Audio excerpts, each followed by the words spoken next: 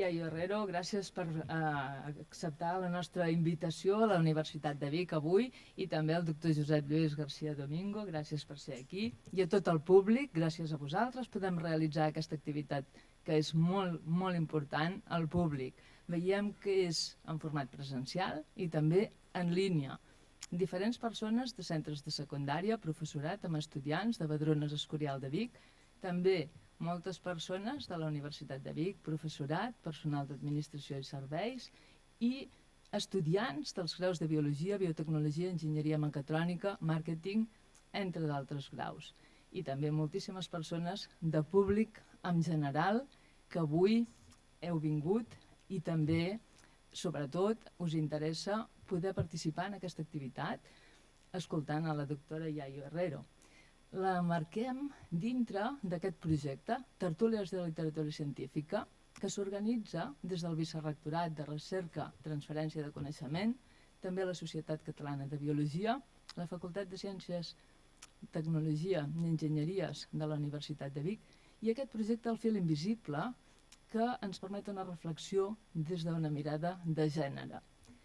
Celebrem la 17a edició i avui és l'última activitat d'aquest curs 23-24. Qualsevol proposta que tingueu de cara a les properes edicions l'acollirem, ens ho podeu dir, estarem encantats. En aquest projecte què fem? Nosaltres llegim un llibre. Avui ens acompanya, gràcies a aquest llibre, Toma de Tierra, de la Yayo Herrero, i fem una trobada amb l'escriptora. A través de la lectura com a motor obrim una escletxa a l'esperança de germanar humanitats i ciències. Amb aquest llibre, avui nosaltres veiem que és molt interessant, algunes persones l'han llegit, l'altres el llegirem, i algunes persones potser quan acabem li demanareu que us faci una dedicatòria. Podreu venir aquí. Serà a 2:15 i també hi haurà un espai de debat on li podreu fer preguntes, us donarem el micro, i les persones que esteu en línia podreu escriure les vostres preguntes via xat. Per tant, aquest acte estarà conduït per al doctor Josep Lluís García Domingo. Ell és doctor en matemàtiques, professor a la Facultat d'Empresa i Comunicació a la nostra universitat, gràcies per acceptar aquesta conducció avui, i la doctora Yayo Herrero. Naturalment, podríem explicar molt, però hem de resumir. Ell és doctora en Ciències Socials i Política per la Universitat del País Basc, antropòloga social i cultural, diplomada en Educació Social, enginyera tècnica agrícola, investigadora, professora.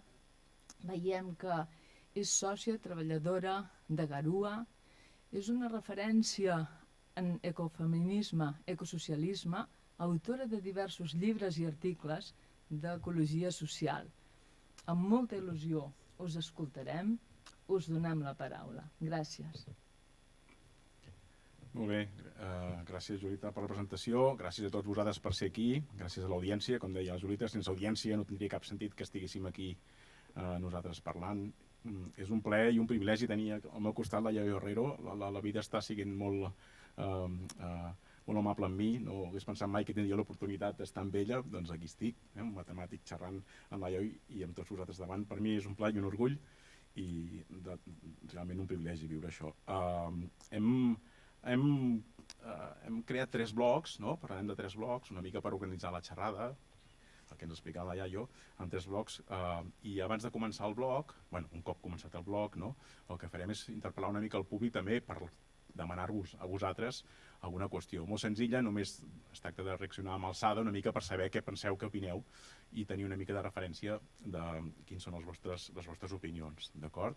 I després donarem pas a la Yayo en cada bloc perquè ens expliqui una miqueta el que ella ens ve a dir, que és molt i molt profund. Doncs gràcies, Yayo. Ho faré en castellà, sí? Tot i que veureu que no sé si sería estrictamente necesario, pero lo faremos en castellano.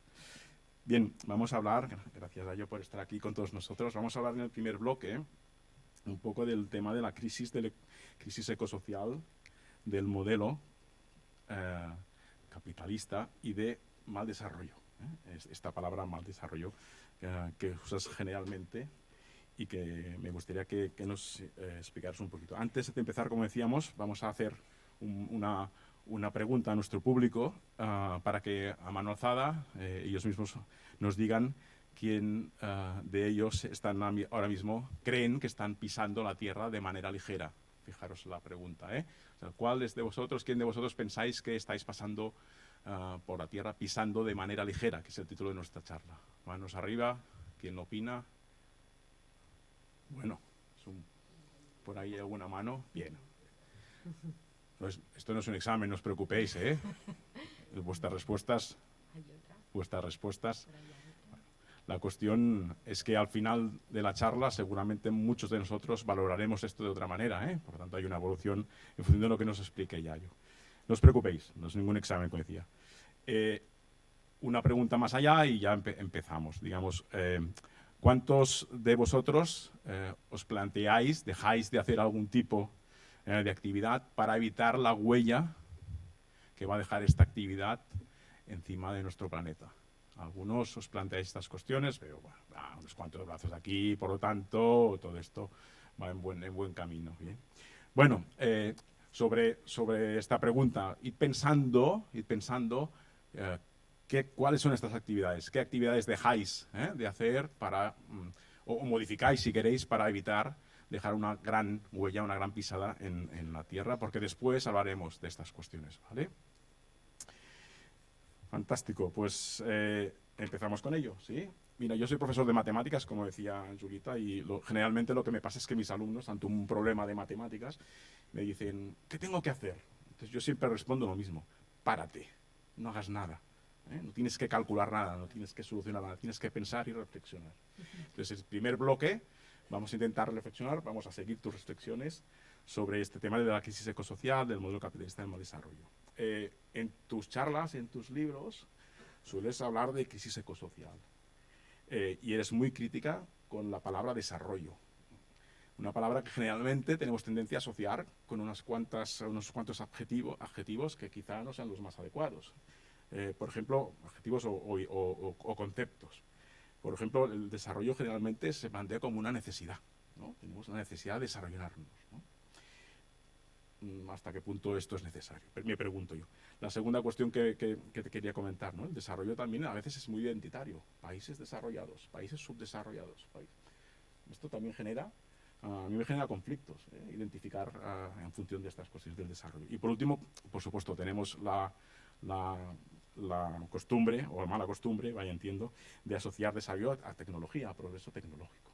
Cosa que es bueno, pero no tiene por qué ser malo, progreso tecnológico, pero hay este tipo de asociaciones. Entonces,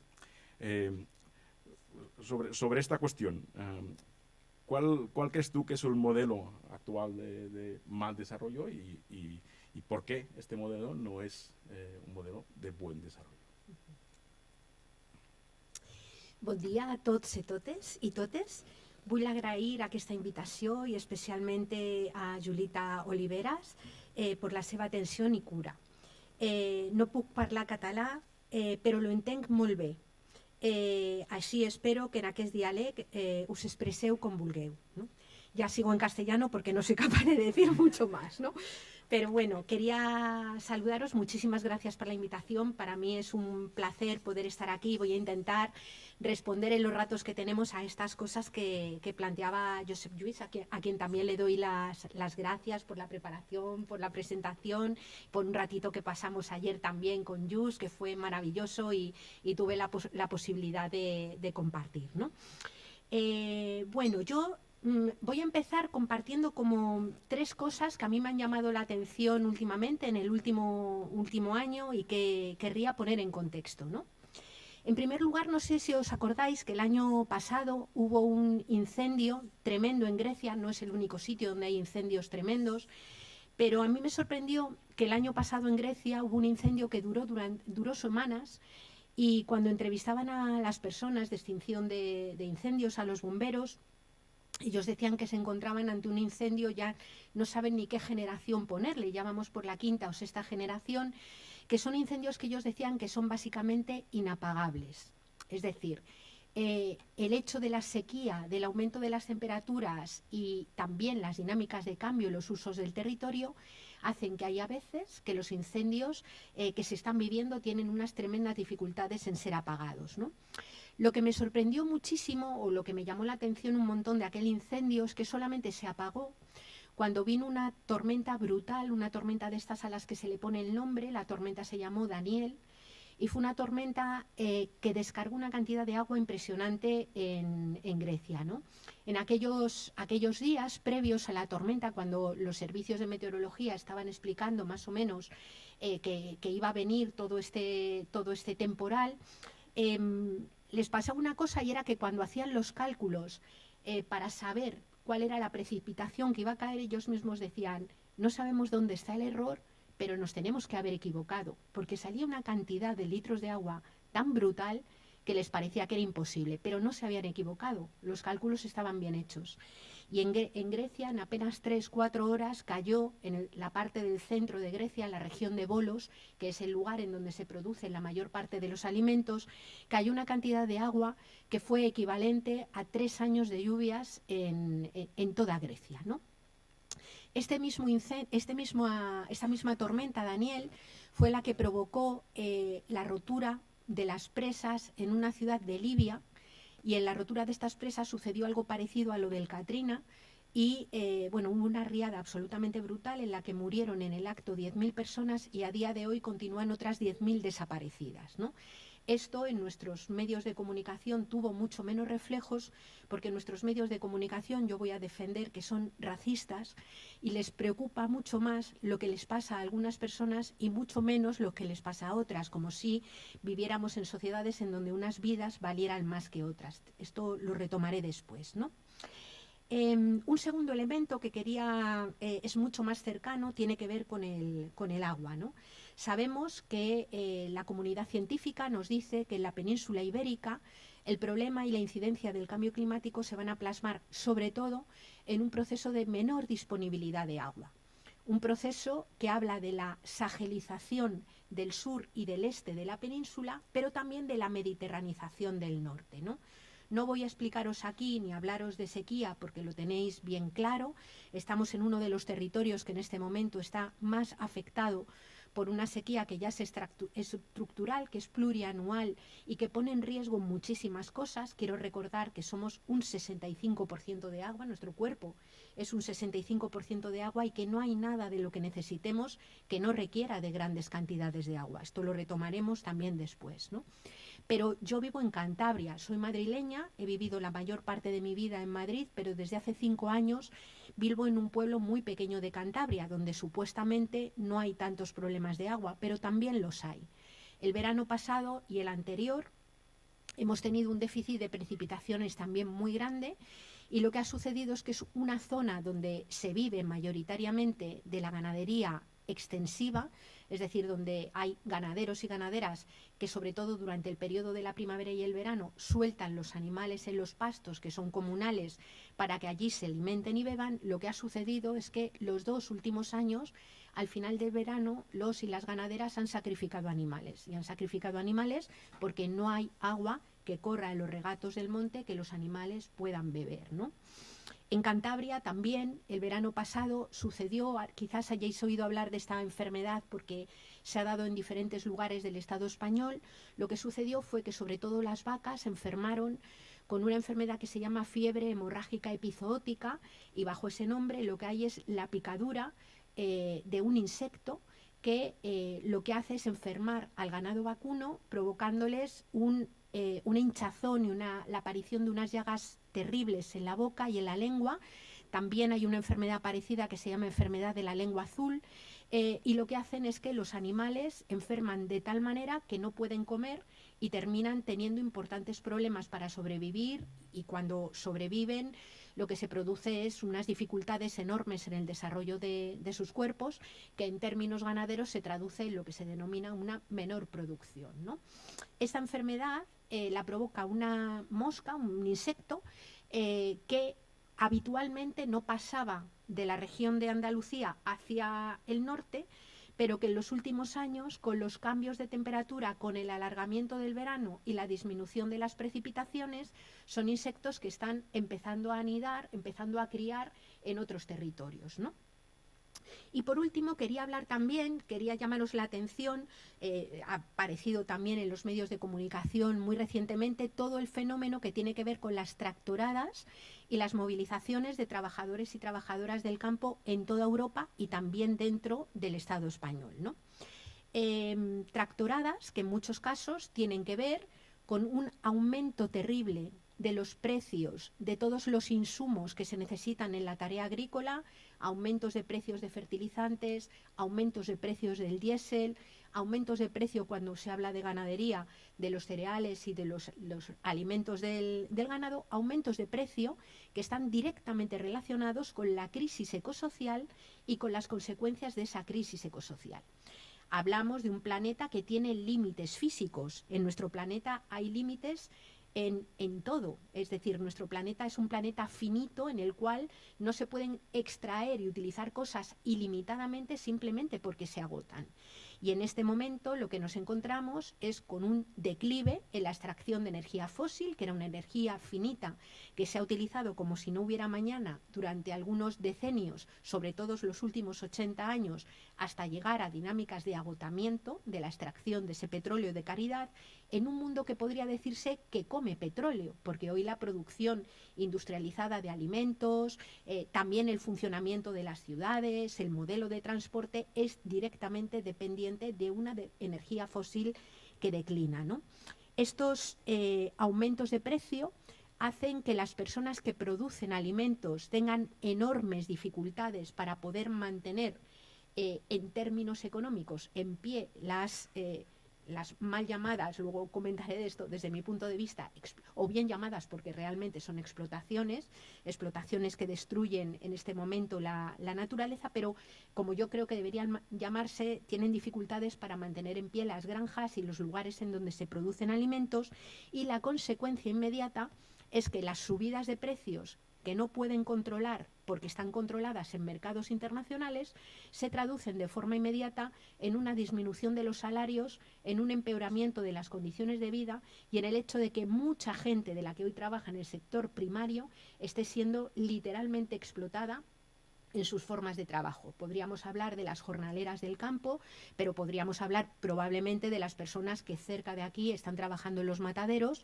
o están trabajando en otros lugares, donde trabajan en lugares que por un lado producen unos residuos y una contaminación que no se sabe muy bien cómo se va a controlar y que afecta a las propias posibilidades de que estos territorios permanezcan, pero afectan también a sus condiciones laborales y generamos puestos de trabajo que son extremadamente precarios y que además enferman a las personas que los realizan, ¿no? Quería comentar estos tres elementos porque aparentemente son tres cosas que están desconectadas y sin embargo yo lo que voy a defender es que son problemas que tienen que ver con lo mismo. ¿Y cuál es el problema? El problema es ese modelo de mal desarrollo, que no es un término que me haya inventado yo, se lo debemos a una doctora en física nuclear que es activista en la India, que es Vandana Shiva, ¿no? Y que fue la que articuló y nombró como mal desarrollo una dinámica que lo que hace es haber generado una especie de economía y de política que están contra la vida. Es decir, hemos generado una economía y una política que directamente le declaran la guerra a la vida. ¿Y por qué digo que le declaran la guerra a la vida? Digo que le declaran la guerra a la vida porque están en contradicción. Tenemos un planeta que tiene límites físicos y que se autoorganiza y una economía que, sin embargo, pretende crecer de forma ilimitada. Al choque que hay entre esa pretensión de crecimiento indefinido con ese planeta que tiene límites físicos es a lo que le llamamos crisis ecológica. No es otra cosa que caerse del guindo de la imposibilidad de crecer de forma ilimitada en un planeta que tiene límites, ¿no?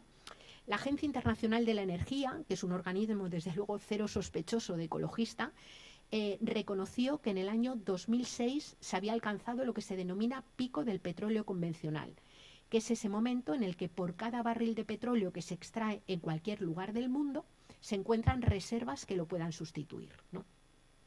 Brufao, que es el presidente de Repsol, o era presidente de Repsol, en una entrevista que le hacían para el periódico 5 Días, a comienzos de 2019, decía: el negocio de la industria fosilista está acabado. Quedan 4 o 5 años para que ese negocio sea rentable. Y por tanto, las grandes empresas petroleras estamos tratando de desinvertir en energía fósil para empezar a invertir en energías renovables. Claro, las energías renovables y limpias pueden ser las que satisfagan las condiciones de vida de la mayor parte. Somos 8.000 millones de personas en este planeta. Claramente sí. Son las energías que han de satisfacer las condiciones de vida de los 8.000 millones de personas, pero no lo pueden hacer al ritmo de consumo actual, sobre todo al ritmo de consumo en el mundo enriquecido. ¿Por qué?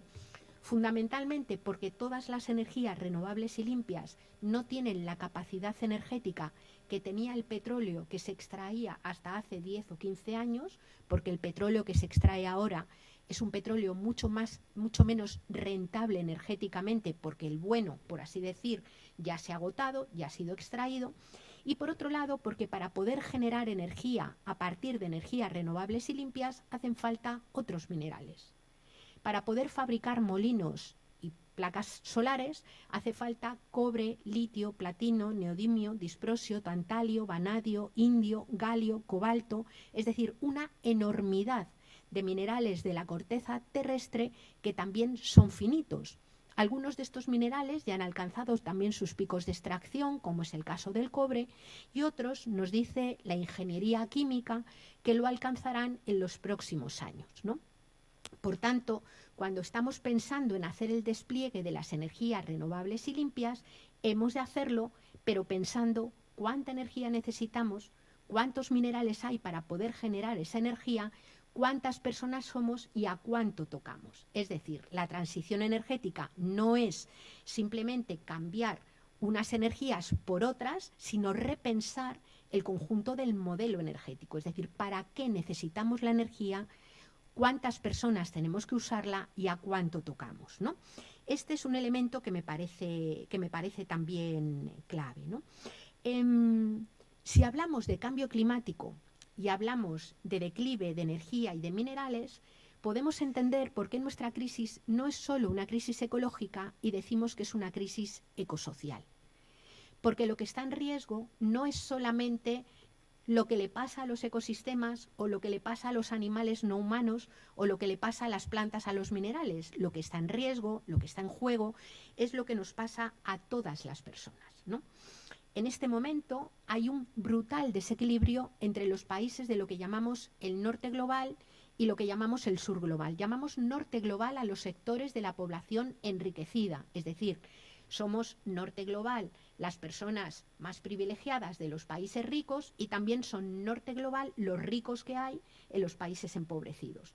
Igual que son sur global toda la persona empobrecida de los países pobres y las personas empobrecidas dentro de nuestras propias sociedades, que también las hay, ¿no? Hay una diferencia enorme entre el norte global y el sur global. Antes decía que necesitamos todos esos minerales, la energía que he nombrado y demás. No solamente he mencionado las energías renovables y limpias, pero podríamos hablar de la fabricación del coche eléctrico o del despliegue de la economía digital, que necesitan también todos esos minerales, ¿no? He hablado de ellos.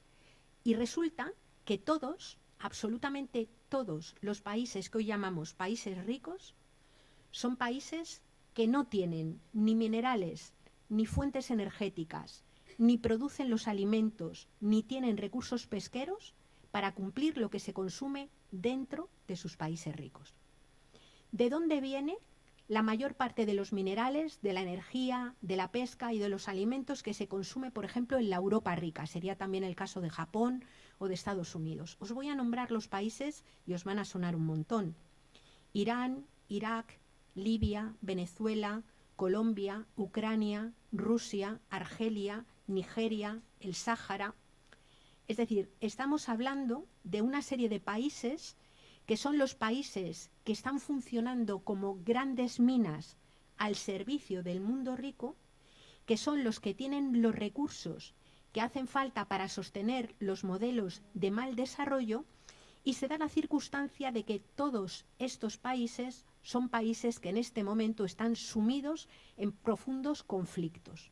Algunas veces guerras formales, como es el caso de la invasión de Rusia sobre Ucrania, otras veces guerras informales, como es la violencia que se sufre en territorios como Colombia, o en territorios como Venezuela, o en territorios como Nigeria, o Argelia, o Níger, ¿no?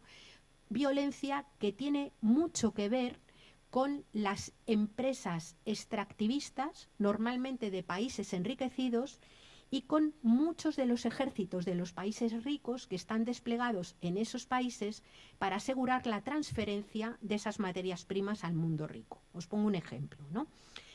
Francia es un país que tiene una enorme cantidad de centrales nucleares que requieren uranio, un mineral agotable, un mineral que venía fundamentalmente de Rusia, que a partir de la guerra en Rusia y no venir ese mineral de allí, por el tema de los embargos y también por dinámicas de agotamiento, se mira hacia Níger para que sea Níger el país del que se extraiga el uranio. Lo que ha sucedido en Níger es que el gobierno nigeriano ha dicho que no está dispuesto a que sus minerales sigan siendo extraídos y comprados de forma barata y a que el pueblo de Níger esté en la miseria para abastecer la energía de más que usa, por ejemplo, Francia, ¿no? Y entonces a eso se le llama atraso, a eso se le llama barbarie, y de alguna manera lo que se pretende es controlar para garantizar que esos recursos sigan viniendo. Voy a ser muy provocadora diciendo esto, ¿no? Si la valla que rodea a la Europa rica, además de no dejar entrar a las personas migrantes, no dejará entrar la pesca, la energía, los minerales o la alimentación que viene de los países de esas personas migrantes, la Europa rica no dura ni 2 días. En el Estado español se depende en un 90% de energía fósil del exterior, en un 85% de minerales del exterior. Comemos alimentos que ya vienen de terceros países. En este momento no estamos produciendo los alimentos que se consumen dentro de nuestros territorios, ¿no? La pesca, lo que llamamos recursos pesqueros que pesca la flota española, son recursos pesqueros que son extraídos en Namibia, que son extraídos en las costas de Senegal, que son extraídos en las costas del Sáhara, ¿no?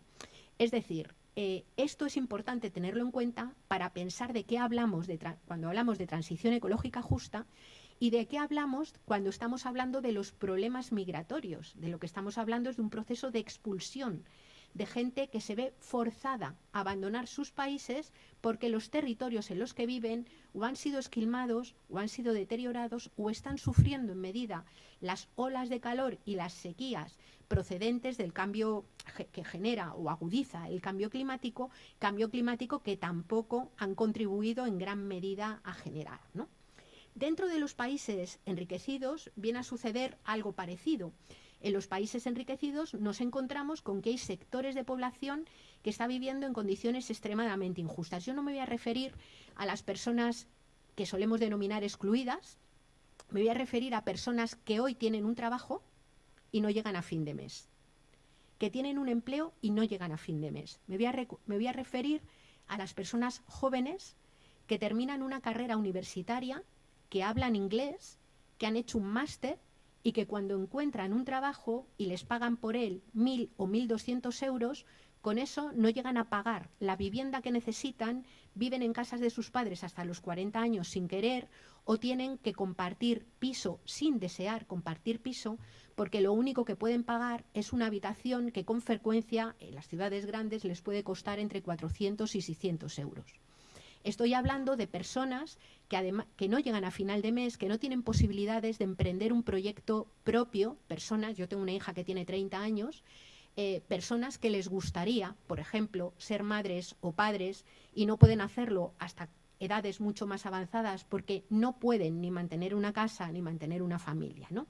Lo que quiero decir es que también dentro de los países ricos, no solamente gente de la que consideramos, digamos, en riesgo de exclusión, que solemos considerar que son personas que han tenido problemas de adaptación o lo que fuera, sino gente normal y corriente, de la que consideramos normal y corriente, tiene importantes dificultades para llegar a final de mes. Y hay mucha gente joven que si logra emprender su propio proyecto personal es porque tiene un padre o una madre que le ha podido dejar una casa o que le ha podido ayudar a meterse en algo. Si eso no lo tienes, resulta que tu propio empleo no te permite estar a salvo de la precariedad y de la pobreza, ¿no? Por eso hablamos de un modelo de mal desarrollo.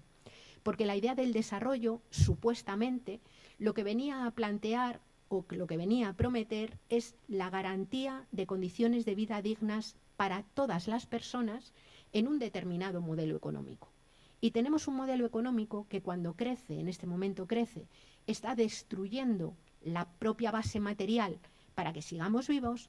Cuando no crece, lo que sucede es que hay un montón de gente que se nos queda por el camino y por tanto estamos metidos en una especie de trampa.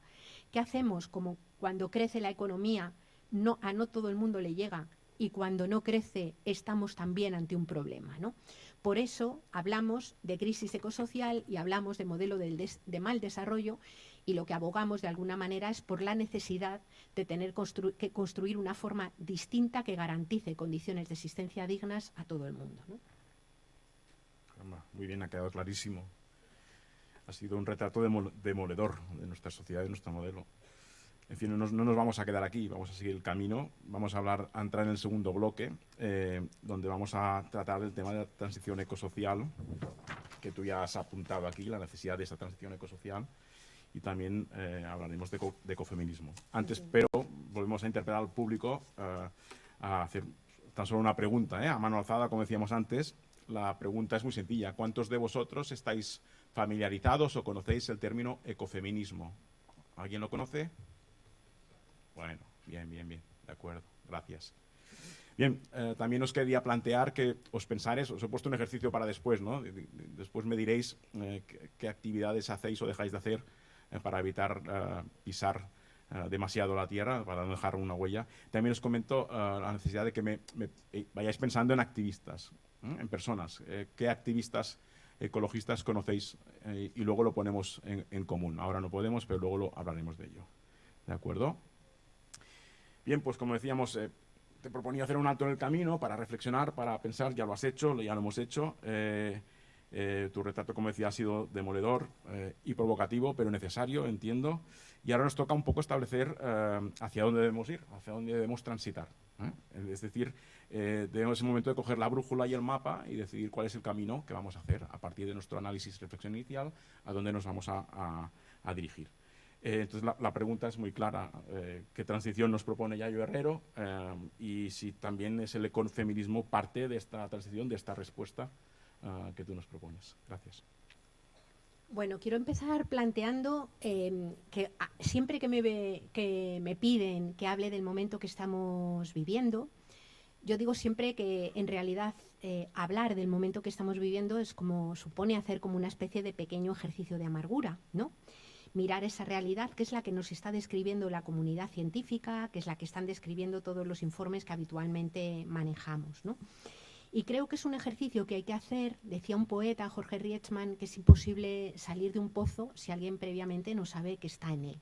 Y por eso me parece que es importante respetar a las personas y compartir cara a cara lo que hay, ¿no? Porque si no, no hay posibilidad de enfocar. En este sentido, las miradas ecofeministas, que yo voy a tratar ahora de explicar qué es, lo que suponen básicamente es una propuesta de cambio de prioridades, una propuesta de cambio de mirada a la hora de reorganizar la cultura, la política y la economía, ¿no? Los ecofeminismos no proponen más que un diálogo entre lo que había venido planteando el movimiento ecologista y la ecología política, y también lo que han venido planteando algunos feminismos, no todos, pero algunos feminismos a lo largo del tiempo.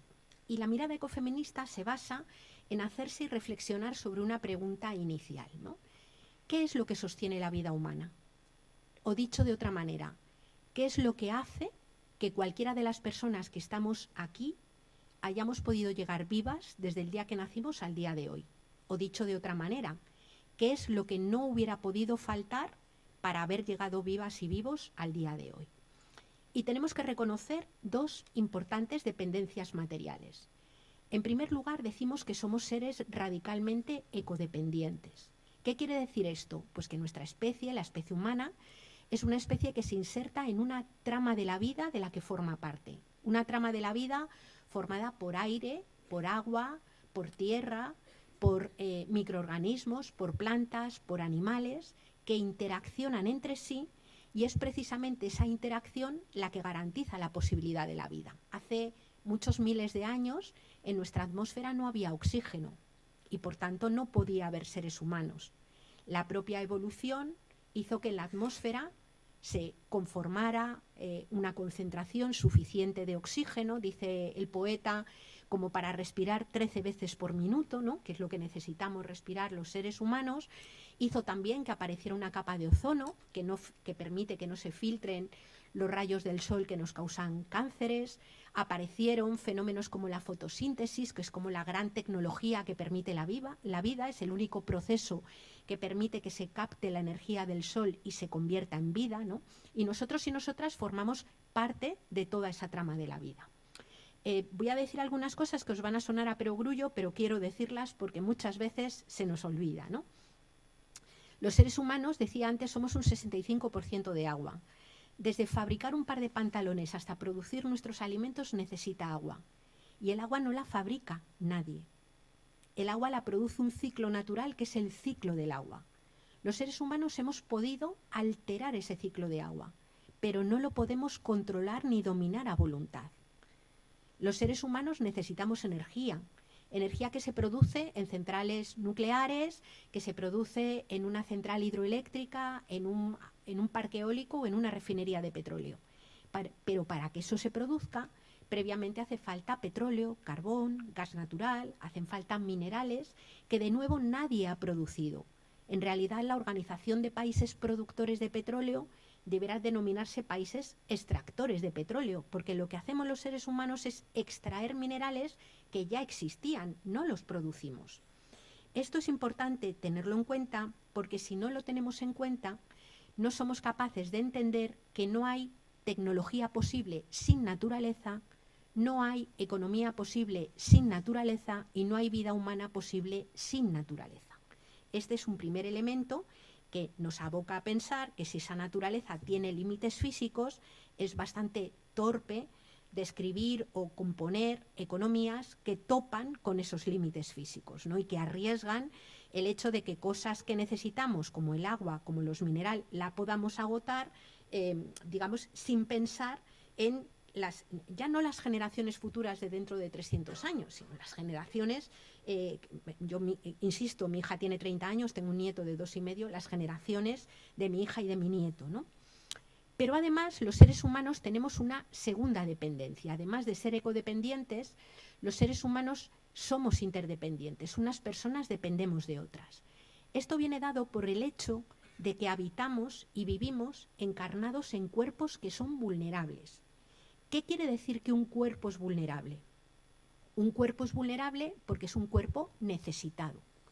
Cualquier persona necesita alimento, necesita agua, necesita un mínimo de energía, necesita una vivienda, un refugio, necesita relaciones y necesita cuidados, ¿no? Me voy a detener un momento en la cuestión de los cuidados.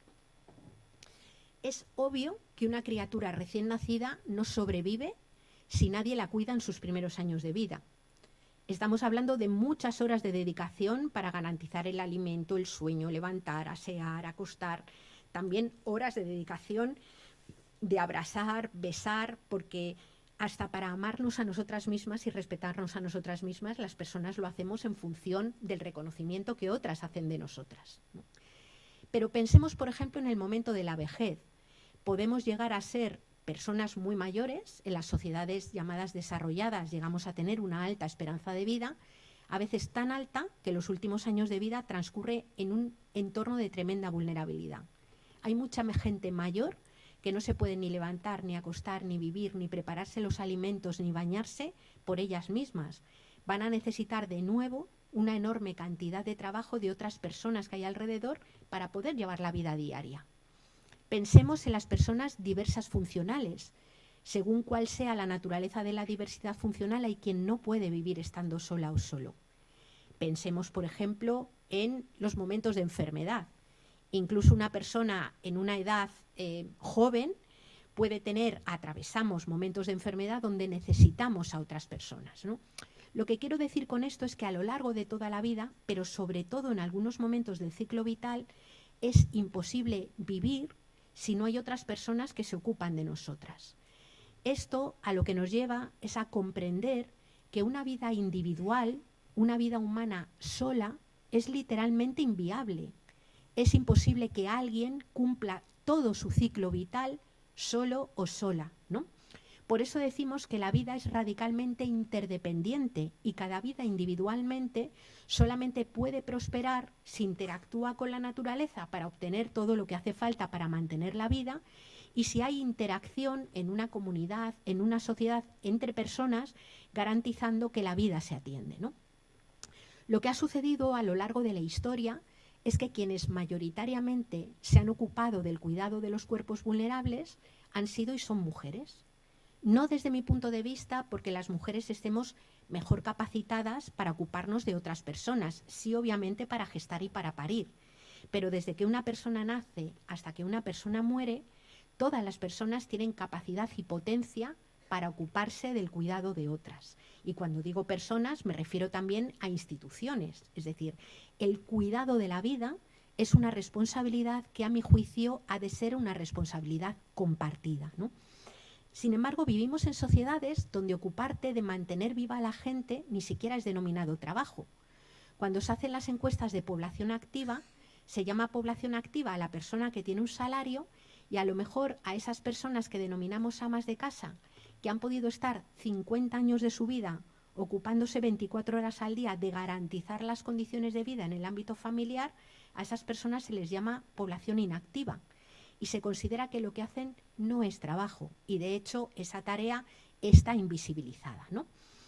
Si reconocemos que somos ecodependientes y reconocemos que somos interdependientes, podemos concluir una cosa que yo creo que es evidente, y es que una vida nacida, por el hecho de haber nacido, no constituye en modo alguno una certeza en el tiempo.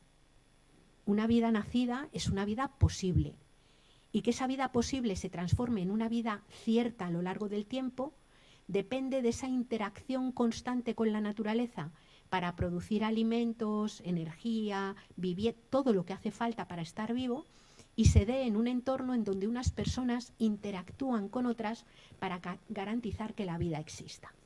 A eso, desde las miradas ecofeministas, es a lo que le hemos llamado el enfoque de la sostenibilidad de la vida, ¿no? En el movimiento ecologista durante mucho tiempo se ha llamado sostenibilidad a sostener el planeta. Yo creo que es una cosa errónea, porque al planeta no hace falta que nadie le sostenga, se sostiene él solito. Si algo hay que sostener y si algo hay que estar en riesgo en este momento, es la inserción de la vida humana en el planeta. Por tanto, cuando hablamos de sostenibilidad de la vida, estamos hablando del proceso que garantiza la cobertura de las necesidades con dignidad para todas las personas en un contexto que tiene límites físicos y que en este momento están translimitados. Y a eso es a lo que nos referimos cuando hablamos de poner la vida en el centro. Poner la vida en el centro significa construir economías y construir políticas que hacen de la vida buena para todo el mundo una prioridad. Y hacer de la vida buena para todo el mundo una prioridad es construir políticas y economías que garanticen que todo el mundo va a tener un techo, que todo el mundo va a poder acceder a alimentos suficientes y de calidad, que todo el mundo va a poder acceder al agua que necesita, que todo el mundo va a tener garantizados trabajos de cuidados suficientes, adecuados y dignos a lo largo de su espacio vital, y a la vez que no va a haber nadie que sea explotado para que algunos tengan todas estas cosas y otros no, y a la vez garantizar que esto que necesitamos hacer ahora se va a poder seguir haciendo dentro de 200 años.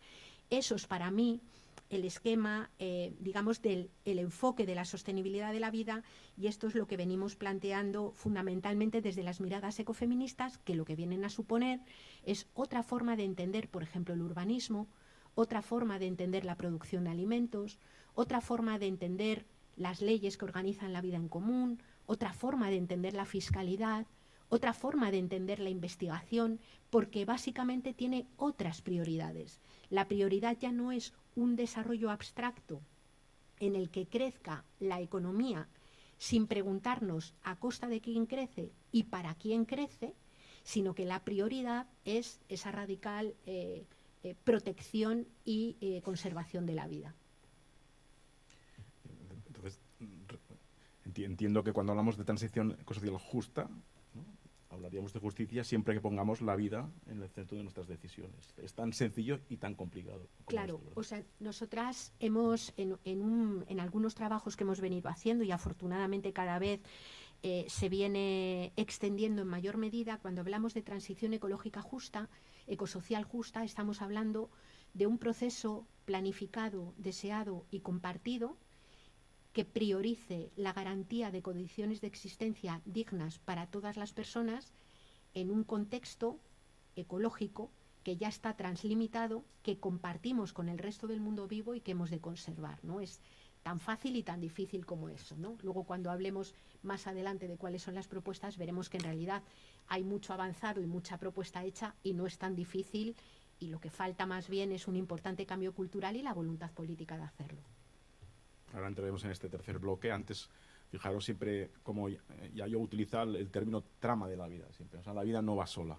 La vida es la trama de la vida, aquello que teje y que nos conecta con los demás. Esto es lo que nos hace vivir. No por sí el hecho de la existencia, digamos, es suficiente para esa certeza de la vida que tú comentabas. Me gusta el término trama de la vida en el sentido de que teje esta interdependencia con todos el resto de seres vivos. Me encanta. Bien, vamos a tener que pasar ya al tercer bloque, donde sí que daremos algunas otras respuestas, como apuntaba ya yo. Entonces, antes de empezar, como hemos hecho anteriormente, os planteo una pregunta muy sencilla. De hecho, yo voy a levantar el brazo, os aviso, en esta pregunta. Bien, hemos hablado de sequía, de cambio climático, hemos hablado de crisis energética, de recursos finitos, hemos hablado de violencia, de colonialismo y de desigualdades sociales. Hemos hablado de todo esto. Entonces, yo os pregunto... Os invito a levantar la mano a aquellos que a menudo sentís algún tipo de ansiedad ante todas estas cuestiones.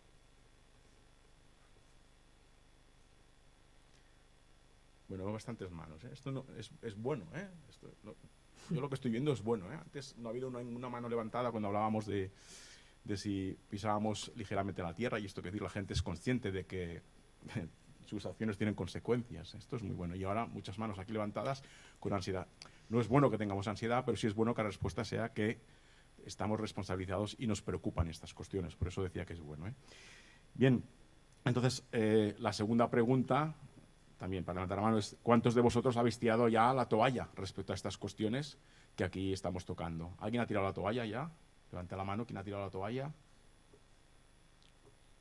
Bien, bueno. Poquitas manos. Y por último, y un poco más poético, ¿no?, ¿quién se apunta a trazar, ¿no?, un esperanzador camino hacia un mundo más sostenible?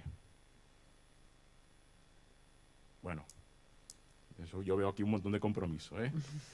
Perfecto. Estamos pues en la tercera parte, como comentábamos, hemos reflexionado, hemos hablado de una transición, hemos cogido la brújula, el mapa, hemos decidido hacia dónde o cómo debemos hacer este camino. Y por último, hay que ponerse a caminar, ¿sí? Debemos ponernos a caminar. En este sentido hay que activarse, ¿sí? Entonces es el momento para que yo haga mi pequeña cuña de publicidad. No es así, Julita me comentaba que debía explicar por qué estoy aquí. Estoy aquí porque estoy sensibilizado con estas cuestiones y también porque formo parte de algunos colectivos que intentamos activarnos para poner remedio a todas estas cuestiones que ya nos está explicando. Por ejemplo, pues yo estoy en una asociación que se llama Residuo Cero. ¿Alguien conoce Residuo Cero Osona? O Recero, la Fundación Recero de Barcelona, catalana. Bueno, Residuo Cero Osona somos un colectivo, no somos nada más que, es decir, no somos una asociación, no tenemos estatutos, somos una gente, un colectivo que nos agrupamos bajo un WhatsApp, intentamos comprar, hacer un consumo responsable de tal manera que minimizamos la cantidad de residuos que nos llevamos a casa. Plásticos fuera, ¿sí?, residuos innecesarios fuera. De hecho, no estoy solo, por ahí está Just también, una compañera del grupo, ¿sí? Entonces, digamos, yo estoy ya empezando a caminar, ¿no?, de esta manera. Pero este ejemplo que ponemos aquí, que Julita me comentaba que explicase, para que veáis que hay cosas, se hacen cosas, por supuesto, de cerca de vosotros también, muy cerca de vosotros, pasan muchas cosas. Este ejemplo nos enlaza con el concepto que tú usas habitualmente de esperanza activa. O sea, hay que tener esperanza, pero tiene que ser activa, ¿no? Entonces, ¿nos explicas un poquito qué es este concepto y hasta qué punto qué está en nuestras manos? ¿Qué crees tú que está en nuestras manos respecto a todas estas cuestiones? Bueno, el concepto esperanza activa hay un libro maravilloso que tiene el mismo título que yo recomiendo muchísimo, que es un libro que escribió Joanna Macy y ella hace una definición de lo que es la esperanza activa que a mí me parece que es muy potente, ¿no? Porque habitualmente, o yo al menos he tenido la sensación muchas veces de que se usa la palabra esperanza para señalar cosas que a mí no me esperanzan nada. Es decir, cuando de repente salen mensajes como no se preocupe que algo se estará inventando para resolver este problema, o cuando escucho a veces diagnósticos que me parecen totalmente naif y poco ajustados, a mí eso no me genera ningún tipo de esperanza, ¿no? Y Joanna Macy lo que dice es que la esperanza activa tiene como 3 pasos. El primero es saber dónde estamos y no desviar la mirada, por dura que sea, del diagnóstico que hacemos y de la mirada que hacemos. En ese sentido, el sufrir ecoansiedad no solamente no es un signo o no es un problema de salud mental, sino que desde mi punto de vista es un signo de tremenda lucidez, ¿no? Hace un año y pico, una investigadora que se llama Carol Hickman dirigió un estudio que entrevistó a personas jóvenes y a personas adolescentes de los 5 continentes. Se hicieron miles y miles de entrevistas para tratar de detectar un poco qué era esto de la ecoansiedad, ¿no? Y una conclusión muy interesante que ella sacó del estudio es que lo que a la gente le agobiaba no era la propia situación, sino el hecho de que no se hiciera nada ante ella. Es decir, la ecoansiedad, la situación de ansiedad venía más bien por la inacción, por el no tomar medidas adecuadas y proporcionales a los problemas que atravesamos, y no tanto porque la gente se agobie de repente cuando ve un problema, ¿no? Yo tengo que decir yo creo que vivimos en una sociedad profundamente atenazada por el miedo, ¿no? El miedo a no tener casa, el miedo a perderla, el miedo a perder el trabajo, el miedo a no tenerlo nunca. Es decir, vivimos en una sociedad donde se tiene miedo a montones de cosas, ¿no? Al miedo a que la economía no crezca, el miedo a un montón de amenazas. Y yo creo que la clave también es un signo de poder grande y de dónde está el poder. Es decir, quién tiene la capacidad de poder infundir miedo y quién tiene la capacidad de poder determinar a qué hay que tener miedo, ¿no? Desde mi punto de vista, las personas que de repente tienen miedo a que no se haga nada ante el cambio climático, o tienen miedo a que, a pesar de estar en una situación de sequía, se sigan favoreciendo, por ejemplo, proyectos turísticos que requieren un enorme consumo de agua, o que, como sucede en muchos lugares de Andalucía, haya una situación de sequía atroz y, sin embargo, lo último que se plantea nadie cerrar sean los campos de golf, ¿no? Que se tenga miedo a ese tipo de sociedad a mí me parece razonable. Por tanto, ese primer elemento, yo creo, de mirar la realidad cara a cara es clave, ¿no? El segundo elemento que plantea Joanna Macy es ser capaces de proyectar un futuro o un horizonte de futuro esperanzador. Y a mí eso me parece clave, ¿no? Hemos de ser capaces, como grupos, como colectivos, de tratar de imaginar y prefigurar la sociedad en la que nos gustaría vivir. ¿Cómo nos gustaría que fueran nuestras sociedades, ¿no? Y ahí tenemos que tener debates importantes que tienen mucho que ver con los valores que tienen las personas y con la diversidad de lo que somos, y debemos de ser capaces de hablar con personas que piensan de forma muy diferente o que pensamos de forma muy diferente, ¿no?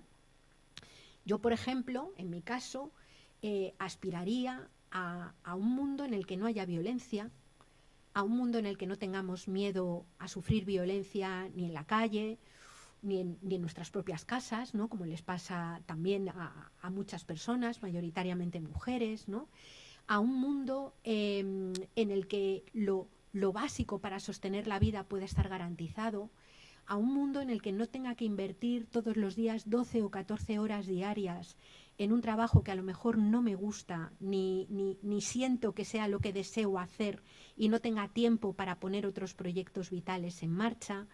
Me gustaría aspirar a un mundo en el que no tema a la guerra, en el que no tenga miedo a las personas distintas. Me gustaría aspirar a un mundo en el que la vida de las personas blancas no vale más que la vida de las personas que no lo son, a un mundo en el que no sea arrasada la vida animal o vegetal, ¿no?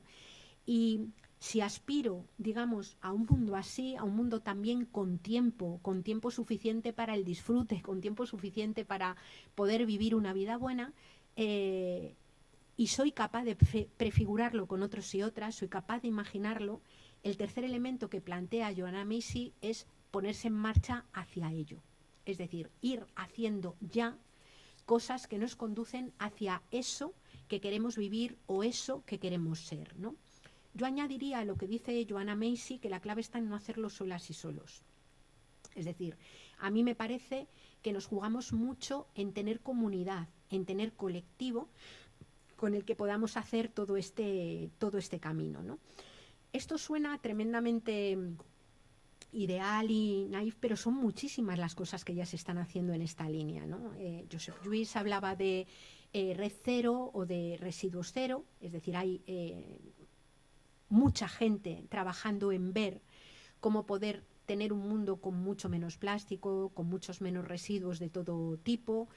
Hay personas que vienen trabajando desde el ámbito de la ingeniería, pero también desde el ámbito de la política, en pensar cómo vivir en un mundo en el que necesitemos mucha menos agua, ¿no? Ayer hablábamos durante la cena, él mismo tiene una experiencia en su ámbito familiar de reducción muy importante del consumo de agua. Pero no es solamente pensar cómo vivir individualmente con menos agua, sino pensar qué tipo de modelos económicos hemos generado. O sea, el problema que hay ahora mismo de sequía en el contexto, en general, en el contexto del Estado español, no es solamente que el cambio climático haga que haya menos precipitaciones, que es verdad. Es que en los últimos 50 años se ha multiplicado por 3 el regadío, se han multiplicado de una forma enorme los campos de golf y se ha producido además un modelo de turismo donde masas de personas llegan a los territorios, se duchan 4 veces al día porque no conocen los problemas que tienen los territorios y hacen que a esa disminución que tenemos de las cantidades de precipitaciones se sume un consumo muchísimo más grande de agua que incluso aunque no hubiera habido cambio climático hubiera podido poner en riesgo y haber generado sequía de todos modos, ¿no? Por tanto, tenemos la posibilidad como profesionales que somos o vais a ser muchos de vosotros y vosotras, de pensar a qué vamos a dedicar la investigación tecnológica. O sea, a mí me parece, por ejemplo, tremendo que todavía en la mayor parte de las casas se siga expulsando las heces que defecamos todos los días con agua potable, con la situación que tenemos. No tiene ningún sentido. Y hay tecnología más que sobrada, y de hecho hay propuesta hecha para ver cómo podemos hacer eso de otra forma radicalmente distinta, ¿no? Dentro de la politología podemos pensar en una fiscalidad diferente. ¿Cómo sería una ley de vivienda si el propósito de esa ley de vivienda fuera garantizar vivienda a todo el mundo? En un país en el que hay montones de viviendas vacías. ¿Cómo sería la política en las fronteras si la prioridad fuera la garantía de vida para todo el mundo? ¿Cómo sería o a qué se dedicaría el tiempo de investigación en las universidades si la prioridad fuera aprender a producir aquello que hace falta sin gran consumo de energía y de materiales, reciclándolo todo al máximo, cerrando los ciclos en dinámicas de economía circular, o sería más correcto decir espiral? ¿Cómo podríamos vivir con muchísimo menos consumo de energía fósil y cómo podríamos vivir bien, ¿no? En todos esos ámbitos hay mucha propuesta elaborada. La agroecología, por ejemplo, ha desarrollado en los últimos años una propuesta agronómica muy importante para producir alimentos que no envenenen ni a la tierra ni a las personas. Dentro de la investigación tecnológica tenemos una producción verde que puede ayudar a fabricar cosas que sean fáciles de desmontar para poder hacer luego una minería de reciclado y no de extractivismo y más destrozo de la tierra. Podemos aprender perfectamente a comer productos de temporada que vengan de lo más cerca posible.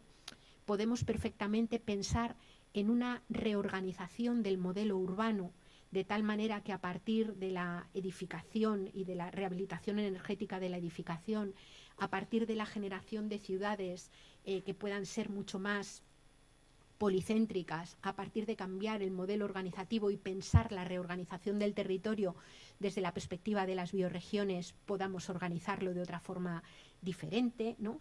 Es decir, hay mucha propuesta elaborada y la cosa es organizarnos en donde podamos para intentar empujar en esa dirección por dos motivos, ¿no? En primer lugar, porque yo creo que quienes gobiernan no van a hacer lo que toca hacer hasta que no haya una masa crítica suficiente de gente que quiera y desee esos cambios, ¿no?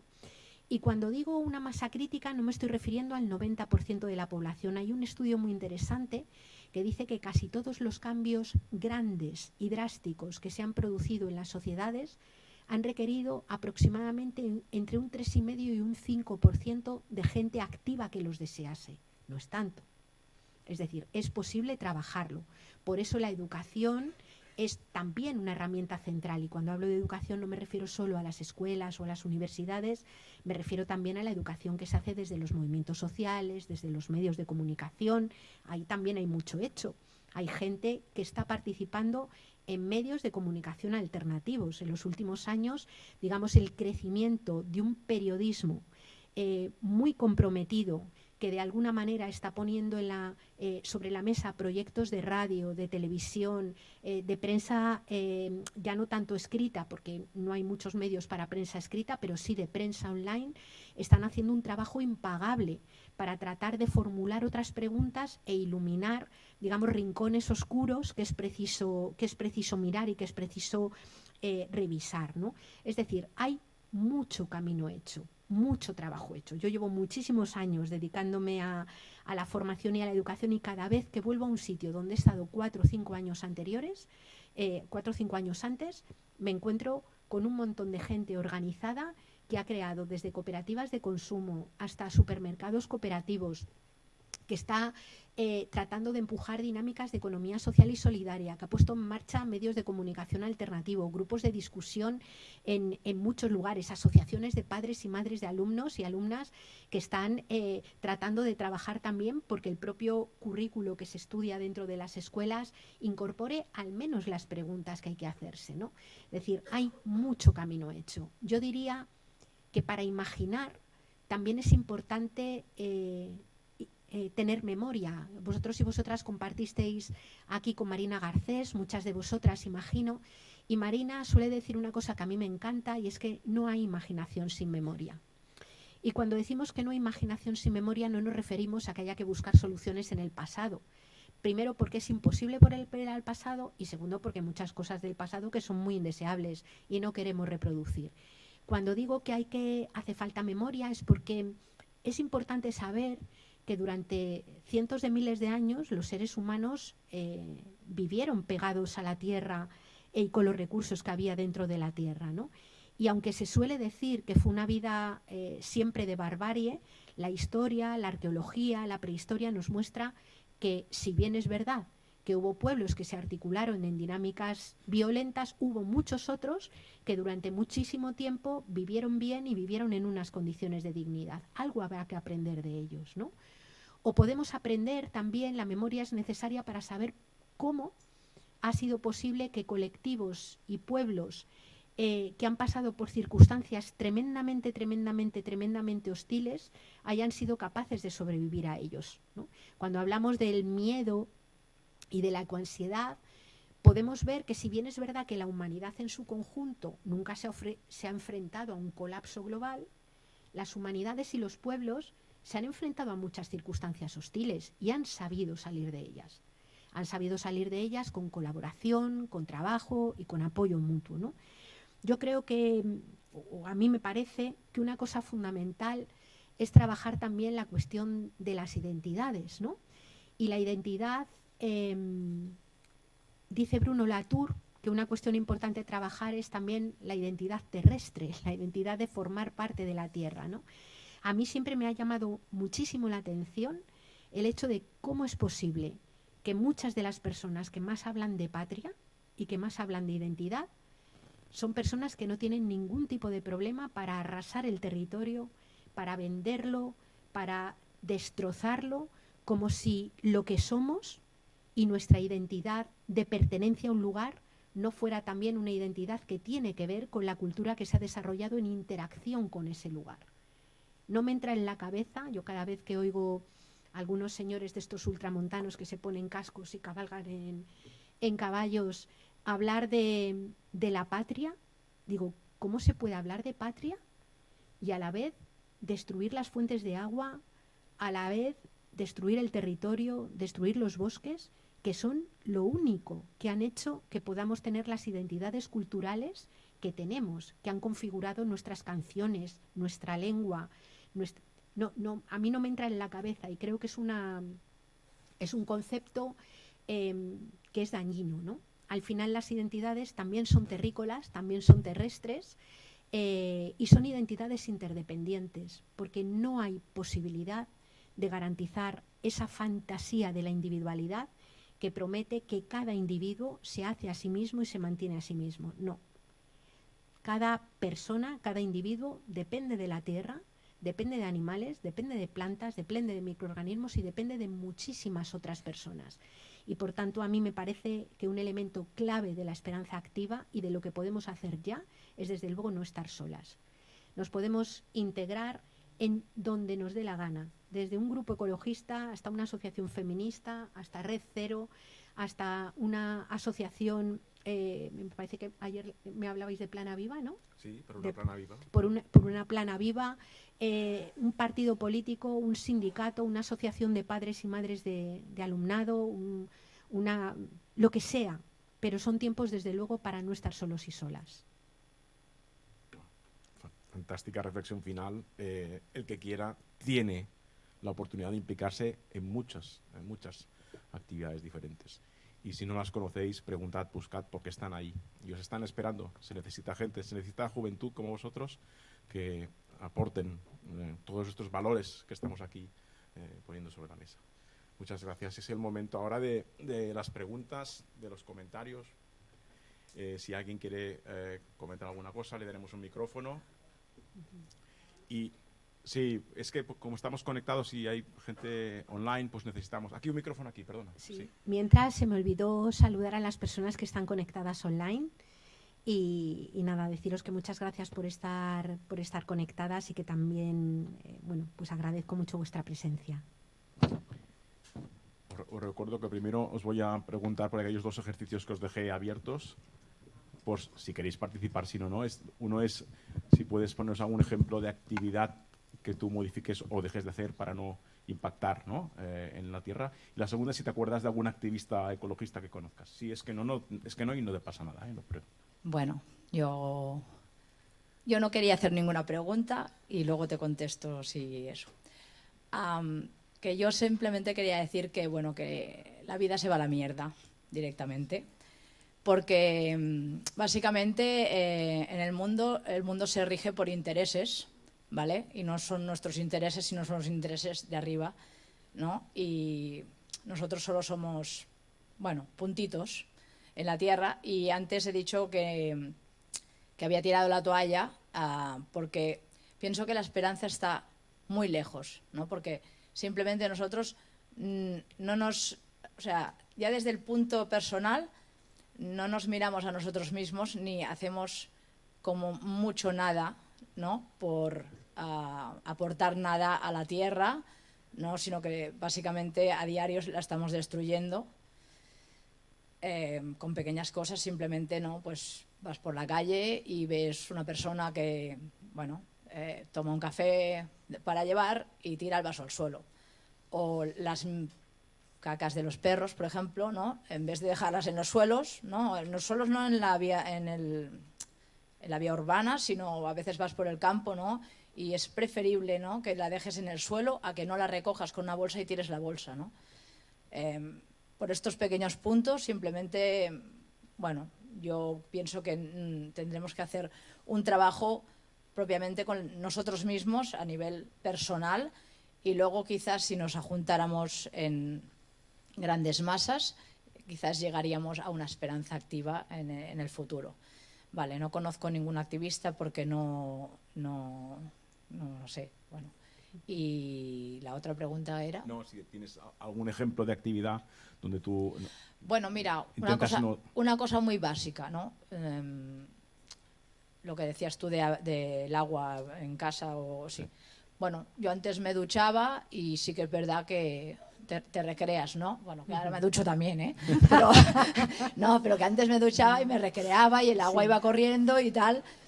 Y ahora Te hemos entendido. me ducho y tengo un cubo puesto abajo, ¿no? Sí. Porque esta agua la aprovecho para tirarla en el lavabo, cosa que no ha venido de mi aporte intelectual, sino que, bueno, por otras personas voy conociendo pues cosas que impliquen Perfecto, gracias. bueno, es un gran ejemplo. Muchas gracias. Ya está. Gracias. Bueno, quería comentar un poco al hilo de lo que dices, ¿no? Esto ya más desde mi experiencia personal y de cómo yo lo vivo, ¿no? Bueno, en primer lugar, la vida no se va a la mierda. Quiero decir, la vida es un proyecto que lleva durando 5.800 millones de años, 3.800 millones de años, y que a lo largo de su existencia, la vida en su conjunto, ha pasado por montones de crisis de las que ha remontado con una enorme fuerza, ¿no? Hablamos, por ejemplo, en este momento de que estamos en la sexta gran extinción y es porque ha habido 5 anteriores, ¿no? Extinciones en las cuales desapareció una parte importante de las especies vivas de ese momento y que se saldaron con un aumento, digamos, de biodiversidad mucho mayor después. Lo digo porque tengamos en cuenta que lo que está en riesgo en este momento no es el conjunto de la vida. Es decir, si los seres humanos ahora mismo desapareciéramos, seguiría habiendo vida que remontaría de otra forma distinta, ¿no? A mí esto me gusta pensarlo, porque a mí me gusta concebirme como parte de un proceso mucho más grande que el de la propia vida humana. Entonces ya es una cosa personal, ¿no?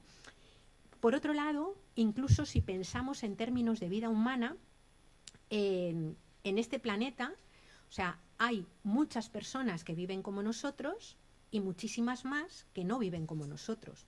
Es decir, hay muchos pueblos originarios, pueblos campesinos que han sabido convivir con sus selvas desde hace miles de años y las han sabido conservar. Mucha gente, incluso dentro de nuestras propias sociedades, que han sabido vivir de una forma muchísimo más, aplicando mucho más el principio de suficiencia, ¿no? Yo, por ejemplo, tengo familia que vive en zonas, o la propia gente que vive en mi pueblo, en el pueblo en el que yo vivo, que es pequeñito, mi vecina que tengo enfrente, que se llama Cundina, es una señora que jamás usa la palabra basura. A mí me llamó mucho la atención y hablándolo un día con ella, y nunca usaba la palabra basura porque para ella todo residuo es fruto de un uso posterior. Es decir, a la basura le llama la comida de las gallinas.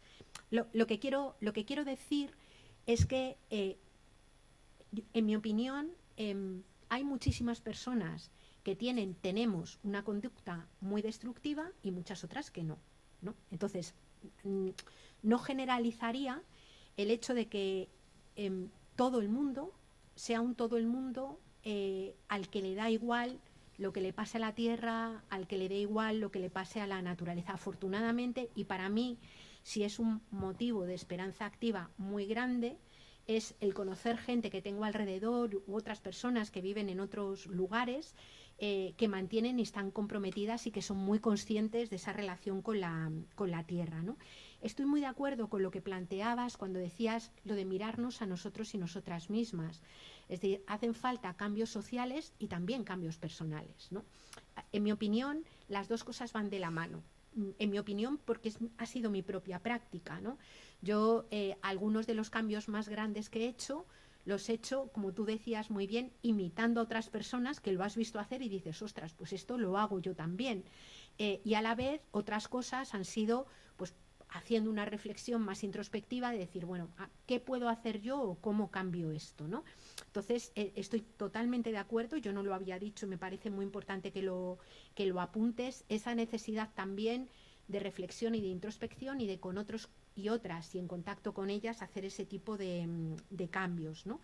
Y en cuanto al tema de del el tipo de cambios que podemos hacer, yo diría que, o sea, muchas de las cosas que nos angustian cuando vemos las cosas que están pasando tienen remedio fundamentalmente en lo local.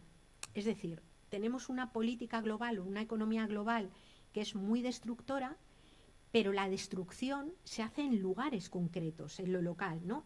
Os pongo un ejemplo, esta mañana precisamente me han llamado unas personas activistas de Canarias, allí hay una plataforma que se llama Canarias se agota, que ha convocado una manifestación que se prevé que va a ser masiva, histórica, para el próximo 20 de abril, ¿no? Bajo el lema Canarias no es infinita, ¿no? Canarias, bueno, con la misma idea de que Canarias se agota, ¿no?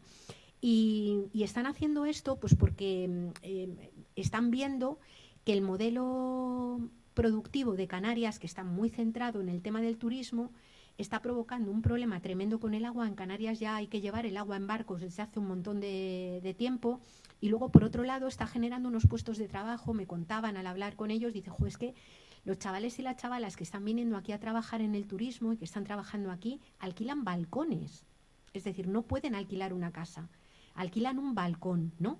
Y alquilan un balcón porque el salario que les da no les permite trabajar. O sea, y lo que decían, tenemos un problema enorme de enfermedad porque el agua está completamente contaminada y lo que están viendo es que el modelo se agota, ¿no?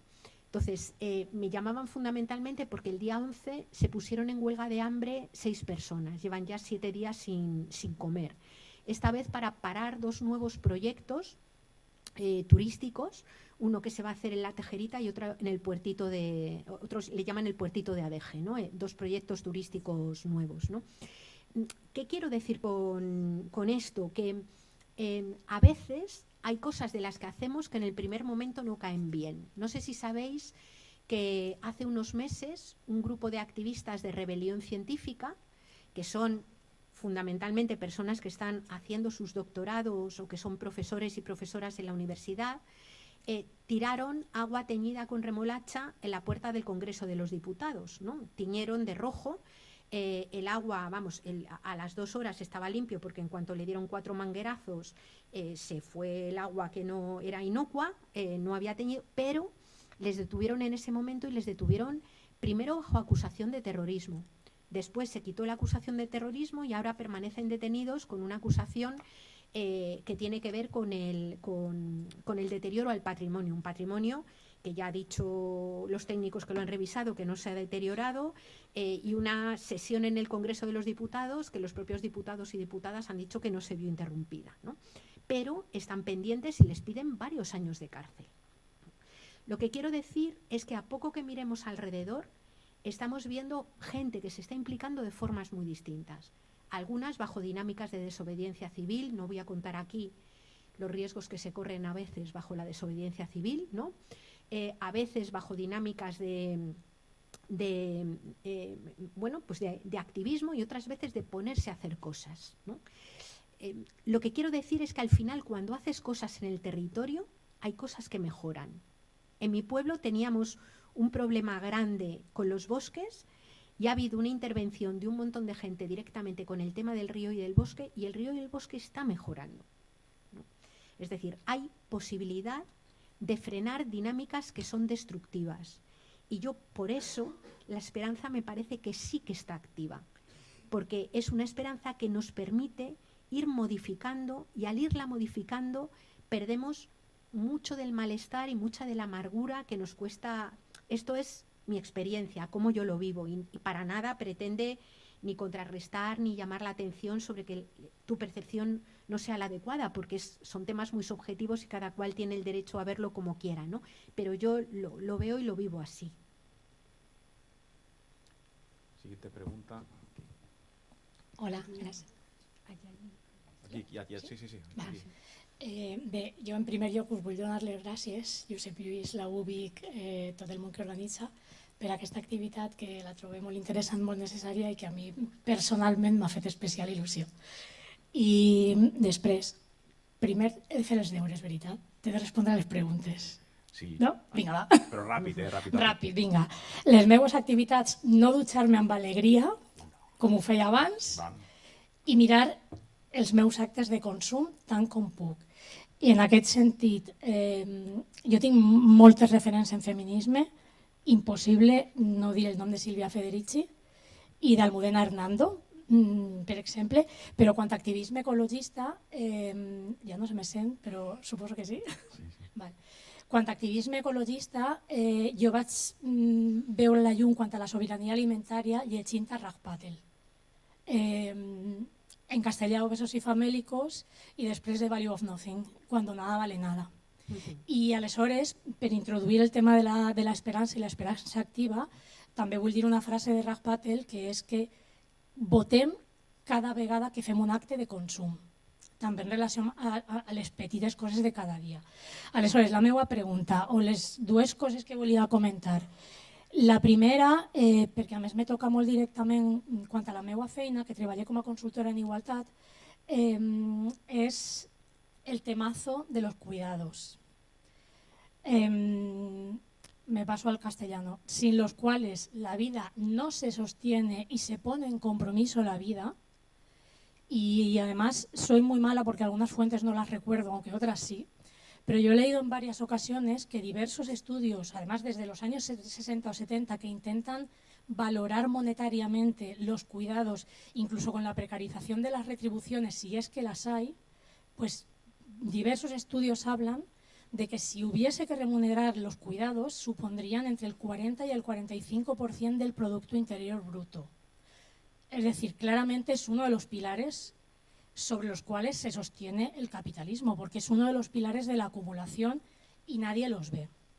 Y nadie los ve, y es que a veces, yo te cito a ti, cuando hago sesiones de sensibilización y personas que trabajan en cuidados, parece que les hablo de algo que no han oído nunca, cuando ellas saben que si dejan a la abuelita o al abuelito 2 horas, o a la criatura sin cuidados, pues ya la vida, o sea, ya es existencia, pero a lo mejor no es vida, ¿no? La certeza de la vida ya se pone en compromiso.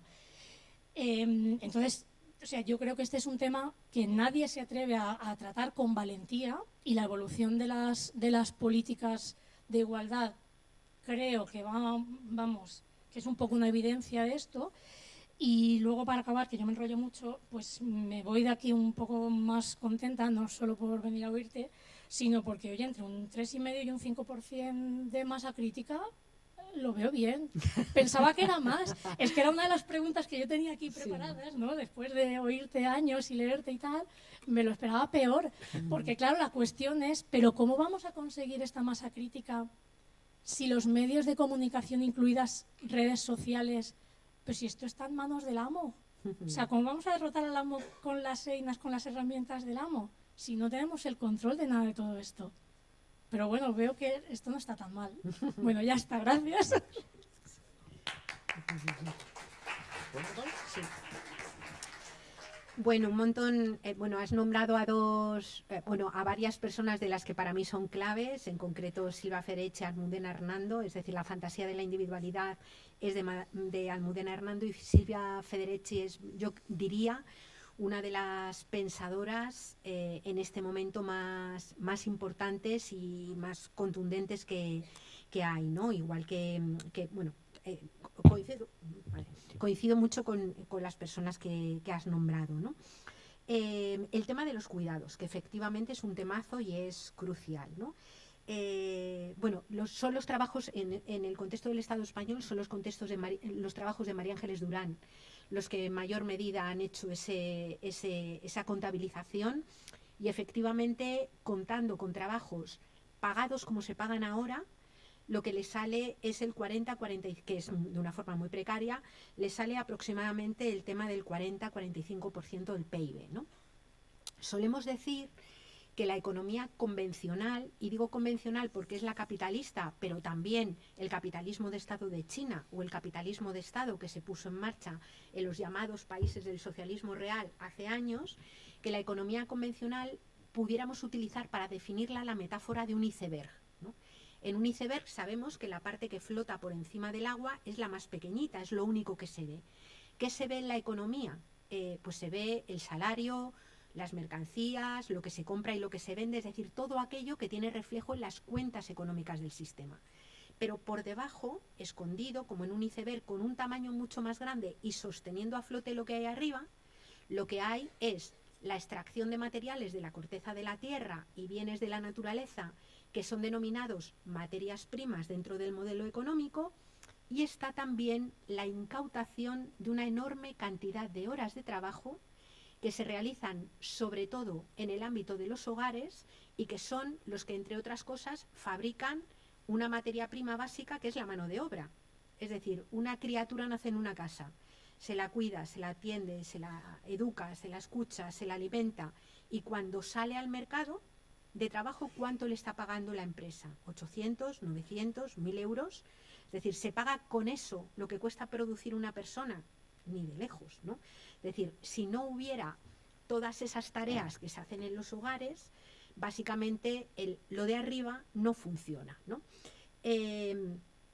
Fijaos que además hay una dinámica también extractiva en ese tema. El trabajo de cuidados ha sido realizado mayoritariamente siempre por mujeres, mayoritariamente mujeres amas de casa, cuyo trabajo no se llamaba ni trabajo. Es decir, muchas mujeres que se han dedicado al hogar siempre, cuando les plantean, ¿tú trabajas? Dicen, no, yo no trabajo, yo me dedico a mis labores, como si sus labores no fueran las de sostener todos los días la vida, ¿no? Pero cuando ese trabajo ha sido pagado, ha sido un trabajo muy mal pagado e históricamente migrante. Primero las chicas de los pueblos que se iban a trabajar a las ciudades como empleadas domésticas, y según la economía se globalizó, mujeres que vienen de otros países. ¿De qué países? De los mismos países que vienen las materias primas que sostienen la economía, es decir, de países empobrecidos, ¿no? Yo que he trabajado mucho trabajo mucho con un colectivo que se llama Territorio Doméstico, que es un colectivo de mujeres empleadas de hogar que son tremendas a la hora de organizarse para luchar por sus condiciones, por unas condiciones laborales dignas y también por una forma digna de cuidado, ¿no? Me quedé nunca se me olvidará una conversación que tuve con una mujer ecuatoriana de 35 años que llevaba 4 años en Madrid, ¿no? Esta mujer había estudiado, era diplomada en enfermería y tenía varios cursos de posgrado que no había podido equiparar o homologar dentro de Madrid. Y entonces trabajaba fundamentalmente como cuidadora empleada interna, ¿no? Y cuando yo hablaba con ella de las condiciones laborales, que eran tremendas, 2 tardes libres a la semana, el resto del tiempo 24 horas en casa de la persona que cuidaba, ella lo que me decía era que lo más duro de ese trabajo, dice, mira, lo más duro de este trabajo es estar durante 24 horas viviendo la misma vida que vive una persona de 95 demenciada, ¿no? Es decir, yo camino a su ritmo, cuando camino mantengo las conversaciones que puedo mantener con él, esa es mi vida 24 horas al día, salvo 2 tardes a la semana, ¿no? Y la segunda cosa que ella me dijo que se me quedó grabada es que cuando le hicieron la entrevista para cogerla para este trabajo, la familia que le entrevistó le dijo, mira, a nosotros lo que más nos importa es que le trates con amor. Y ella decía, ¿en qué trabajo que te exigen 24 horas al día y que te pagan 800 euros al mes, descontando una cantidad en concepto de alojamiento y manutención como si estuvieras en un hotel, ¿en qué trabajo te piden además amor? Dice, a ver, tú haces el trabajo con amor, porque no lo puedes hacer de otra manera, pero no trabajas por amor. Es decir, estás trabajando porque es tu condición, ¿no? Por tanto, a mí me parece que es clave decir que en esta línea Por ejemplo, en el País Vasco ha habido recientemente 2 huelgas muy importantes. Una de ellas se mantuvo un año entero la huelga por las condiciones laborales de las trabajadoras de las residencias. Y lo significativo de esta huelga es que ellas se aliaron con las personas residentes que estaban en condiciones de poder decir lo que querían y con las familias de las personas residentes que no estaban en condiciones de ser autónomas, ¿no? Es una cosa muy excepcional porque normalmente en una huelga casi todo el mundo que se ve afectado por la huelga se pone así de uñas, sobre todo si dura mucho con quienes la están haciendo. Aquí se generó una alianza porque ellas supieron explicar, digo ellas porque eran casi todas mujeres, ellas supieron explicar que para poder levantar a una persona de la cama, una persona mayor que no quiere que la laves y no tener que hacerlo violentamente, pasándole la esponja aunque no quiera, o obligándole casi a comer y a levantarse deprisa, hay que tener el tiempo suficiente para poder levantarles, hablar con ellos. Es decir, que la atención decente a las personas mayores estaba directamente vinculada a unas condiciones razonables, ¿no? El hecho es que fue que ellas mantuvieron la huelga con una caja de resistencia muy importante y lo ganaron todo. Ganaron las condiciones laborales, los tipos de contrato, las vacaciones, ¿no? Lo que quiero decir con esto es que en este momento hay un movimiento alrededor de la dignificación de los cuidados, un movimiento social muy fuerte, ¿no? Durante la pandemia yo participé en un equipo de trabajo, pusimos las bases o hicimos una propuesta que llamamos Plan Nacional de Cuidados y que de alguna manera trataba de pensar el tema del cuidado desde una perspectiva amplia, entendiendo que el cuidado de la vida no es solamente que te pongan un pañal o te den de comer, sino que el cuidado de la vida también es que puedas vivir en un lugar en donde no respires mierda, en donde puedas comer alimentos que no te enfermen, en donde no tengas miedo a no tener casa. Todo eso también es lógica de cuidado, ¿no?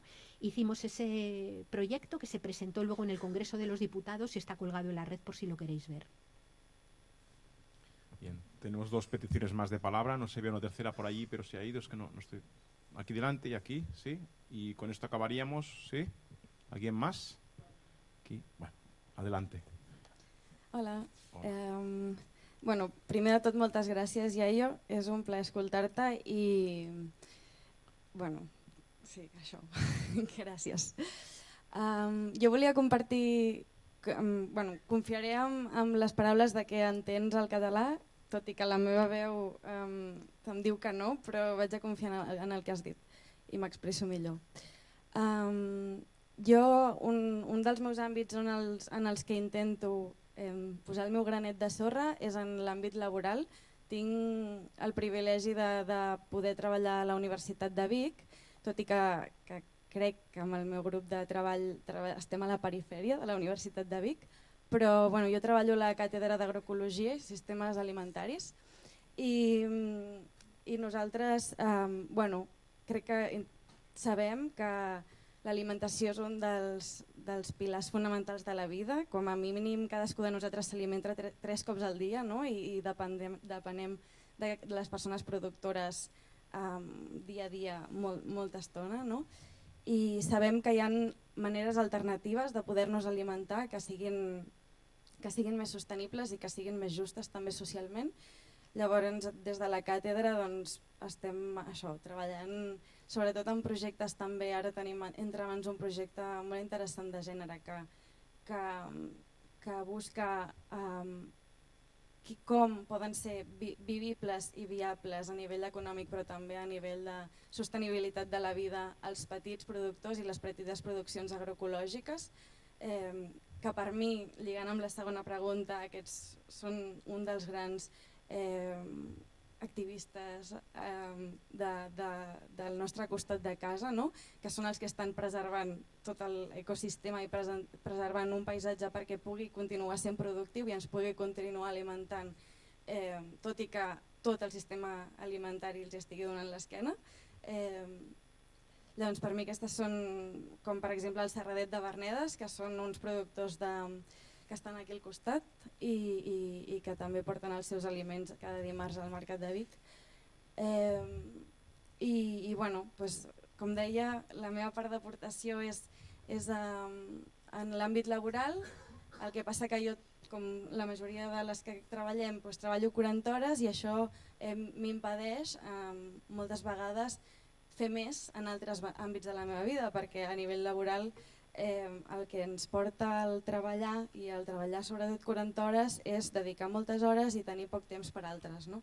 Però bueno, si bé és necessari treballar per guanyar diners, jo aquests diners doncs, bueno, permeten que altres persones del meu entorn, perquè formo part d'una economia col·lectiva i d'una vida en comunitat, altres persones molt properes a mi puguin alliberar-se hores perquè no els hi calgui generar aquests recursos econòmics que porto jo, per exemple, o que porten altres companys de la comunitat, i dedicar-se a fer xarxa al territori, construir col·lectivitats en l'entorn on vivim, tenir un hort, tenir gallines, del qual jo em puc alimentar d'aquest menjar produït amb molt d'amor i amb molta cura, i amb molta cura també pel territori, i pugui tenir aquest tipus d'alimentació, i moltíssimes altres coses més.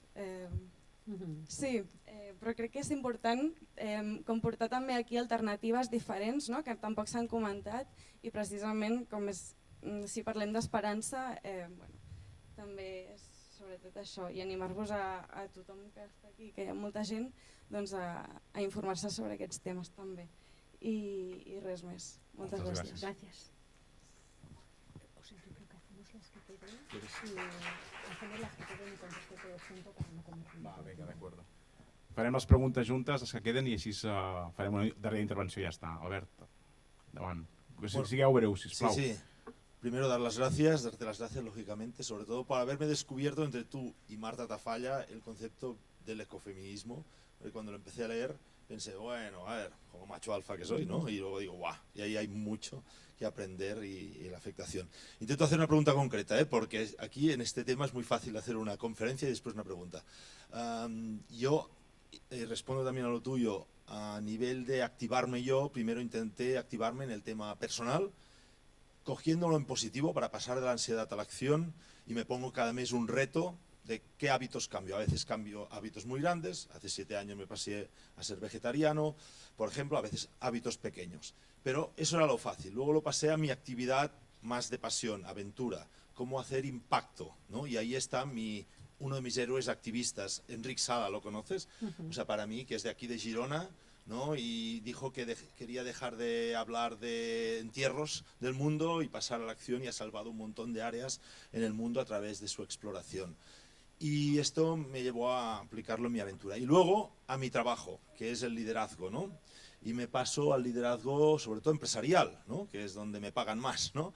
¿Y cómo lo puedo hacer? Pues me pasé del liderazgo de personas, al liderazgo de organización, al liderazgo sostenible. Y ahí viene mi pregunta, ¿cómo vivirlo en positivo? Porque hace poco he terminado el libro, lo debes conocer muy bien, Less is More, de Jason Hickel. Me impactó todo. Pero una frase que dijo, es más fácil imaginar el fin del mundo que imaginar el fin del capitalismo, porque todos vivimos de él. De alguna manera estamos en este sistema. Luego la pregunta es cómo vivirlo en positivo. Yo que hago conferencias y hablo de liderazgo, cómo intentar que las empresas, agente clave de cambio, porque están ahí, no las vamos a cambiar en 2 años, lo vivan ahora que está de moda la sostenibilidad, ¿no? Y la usan y ven que las personas son sensibles. Es un gran momento para impactar allí. Pero ¿cómo hacerlo en positivo para que todo esto se aplique en uno de los grandes agentes de cambio que buscan básicamente el beneficio, ¿no? Pero tienen mucho impacto? Vale, pues bueno, muchísimas gracias por tu aportación. Yo creo que efectivamente es súper importante. Yo me sentía muy reflejada. Yo también trabajo en una cooperativa en donde hay gente que trabajamos y tenemos unos ingresos, y con eso sostenemos tareas que el mercado no te paga, pero que te parece que son importantes, ¿no?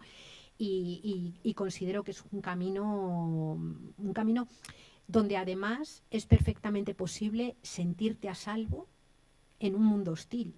Es decir, que a mí, en el plano egoísta, yo soy plenamente consciente de que por el estilo de vida y por las redes que he generado, a mí, mientras la gente que tengo alrededor tenga un techo y tenga un plato de comida, a mí no me va a faltar.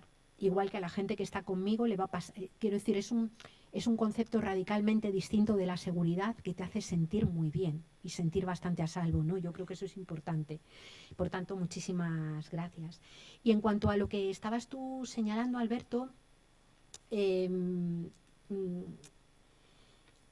a ver, yo estoy trabajando bastante el tratar de revertir la idea esta del liderazgo positivo, llamando liderazgo positivo a un liderazgo, una idea que solamente genere emociones de las que llamamos positivas, ¿no? O sea, a mí me parece que estamos viviendo un momento en el que se dice hay que generar ilusión, hay que generar solamente, no hablar de lo problemático y hablar de todo lo que podemos ganar. Y yo, sin embargo, creo que en el mundo en el que estamos o hablamos de los problemas, y estoy haciendo un trabajo de investigación últimamente que me está siendo muy interesante y es en casi todos los colectivos a los que llego, trato de preguntarle a las personas que dediquen unos minutos a pensar una decisión difícil que hayan tomado en su vida, una decisión complicada y drástica que hayan tomado en la vida y que comuniquen cuáles son los sentimientos o las emociones que le impulsaron a tomarla, ¿no? La ristra de respuestas que me he ido encontrando ya en decenas de talleres son palabras como aburrimiento, vergüenza, desilusión, miedo, desesperanza, agobio, soledad, algunas veces amor, otras veces también como sensación o dinámica de aventura, ¿no? Lo que quiero decir es que cuando analizamos cómo cambiamos las personas radicalmente o cómo han cambiado momentos, no nos encontramos con que hayan sido momentos especialmente ilusionantes, sino que han sido emociones que solemos llamar negativas, pero que son emociones tan humanas, tan vitales y tan existentes como las otras, ¿no? Y creo que vivimos una especie de sociedad de japicracia en donde se exige la felicidad permanente y aquellas personas que no son felices o no están contentas es que además se sienten fracasadas. Es como si la infelicidad o el malestar fuera un fracaso personal, cuando estamos viviendo una sociedad que obliga a vivir mal a mucha gente. Con esto no quiero hacer una apología de los sentimientos chungos, lo que quiero decir es que esos sentimientos son también motor de activación y de cambio y que son tan humanos como los movimientos, como los momentos de alegría y demás, y que creo que es importante trabajar con ellos, ¿no? Es decir, yo siempre pongo el mismo ejemplo que es muy bestia, pero si a cualquiera de nosotros ahora mismo nos preguntaran si nos apetece darnos 3 sesiones de quimio, diríamos que no. Pero si tú eres consciente de dónde estás, resulta que el sanar, abordar un tratamiento y tal, es el camino, se te convierte en una cosa deseable, ¿no? Esa frase de Jason Hickel, que en realidad es de un filósofo que la formuló hace tiempo, el filósofo se llama Jameson, de que es más fácil imaginar el fin del mundo, es una realidad, porque al final el capitalismo se ha convertido en una especie de religión civil en donde su mayor logro es que finalmente haya un montón de gente que esté dispuesta a sacrificarlo todo con tal de que la economía crezca, ¿no? Y luego viene el otro melón que es complicado, que es el de las empresas, ¿no? Yo conozco muchísimas empresas, sobre todo las que están en las redes de economía social y solidaria, que llevan tiempo planteándose con todas las dificultades y en contextos además que son muy contradictorios, pensando cómo hacer ese tipo de contradicción, cómo reformular la producción, cómo reformular... pero claro, el problema que tenemos es cuando tenemos empresas cuya prioridad es tener beneficios, ¿cómo haces para tratar de convencer de que la prioridad sea que la gente viva bien y no sus beneficios?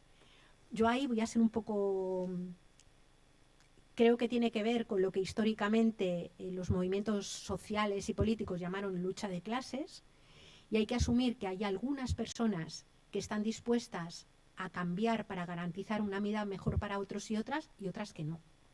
Hay otras personas a las que les da igual lo que le pase al resto del mundo y a otras personas con tal de ganar más dinero. Y para estas personas creo que la vía de la motivación hay que intentarla, pero para estas personas y estos intereses económicos lo que toca es organización y confrontar con ellas, ¿no? Yo no se me ocurre otra cosa. Y creo que a quien no le importa tener mucho más de lo que le corresponde a costa de otros territorios, de otra gente, de otros pueblos, más bien mi trabajo se centra fundamentalmente en pensar cómo defendernos colectivamente de estas personas, ¿no? Un poco lo veo así. Bueno, pues ahora sí, es momento de la conclusión ya, porque nos hemos alargado un poquito, porque estos temas son trascendentes, importantes. No, tú lo has hecho muy bien. No, al revés. Te agradecemos muchísimo, infinitamente, que hayas venido aquí. Nos llevamos a casa un mensaje importante, un tesoro para todos nosotros, con todas tus ideas, tus propuestas, y esperemos que vuelvas por aquí alguna vez. Estamos Ojalá. contentísimos de verte. ¿Puedo decir una última cosa? Por supuesto. No, la última cosa es decir que, o sea, lo digo porque a mí me parece que a veces cuando hablamos de ecofeminismos o cuando hablamos de feminismos estamos pensando en movimientos que son movimientos para mujeres, ¿no? Y quería resaltar, que no lo he hecho suficientemente, lo brutal que es el patriarcado con los hombres, ¿no? Es decir, hasta qué punto el patriarcado exige éxito permanente, potencia, exige falta de sensibilidad y machaca a los hombres, ¿no? Quiero decir que el sujeto patriarcal es un sujeto mayoritariamente encarnado en cuerpo de hombres, pero a veces también en cuerpos de mujeres, ¿no? Y que en ese sentido el feminismo y la mirada ecofeminista es una mirada que pone la prioridad de todas las vidas en el centro y que pretende erradicar todo tipo de violencias. Obviamente, la violencia sobre las personas no blancas, la violencia sobre las mujeres, la violencia sobre los individuos no humanos, la violencia sobre los pobres es muchísimo más fuerte y más letal que sobre las personas, digamos, que están en situación de privilegio, ¿no? Pero en ese sentido quería decir solamente que desde mi punto de vista el enfoque de la sostenibilidad de la vida y el enfoque de las miradas ecofeministas es un enfoque y una mirada en la que cabemos todas, ¿no? Todas las personas. Muchísimas gracias por este último apunte.